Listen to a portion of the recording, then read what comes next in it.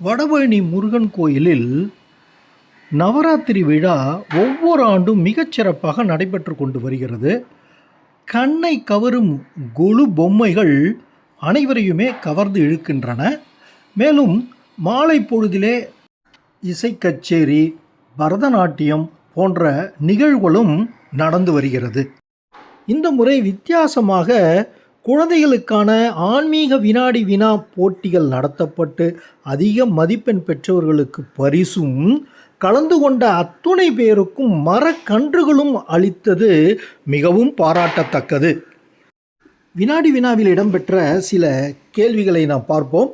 விநாயகருக்கு பிடித்த நைவேத்தியம், கிருஷ்ணர் கையில் உள்ள சங்கின் பெயர், விஷ்ணு சகசரநாமம் சொன்ன பெரியவர் பெயர், கௌரவர் மொத்தம் எத்தனை, கர்ணனின் வளர்ப்பு தாயினுடைய பெயர் என்ன, திருவேற்காடு எந்த ஆற்றின் வடகரையில் அமைந்துள்ளது. இப்படி கொஞ்சம் எளிமையாகவும் அதே நேரத்தில் சிந்திக்கக்கூடிய வகையிலும் இவர்கள் வினாடி வினா அமைத்திருந்ததும் குறிப்பிடத்தக்கது. ஒவ்வொரு கேள்விக்கும் 3 பதில்கள் கொடுத்திருந்தார்கள். எனவே குழந்தைகள் தங்களுடைய பெற்றோர்கள் உதவியோடு அதை டிக் செய்து மிகவும் சந்தோஷமாக அதை தந்து பரிசுகளை பெற்று சென்றது பார்ப்பதற்கே மிகவும் நன்றாக இருந்தது.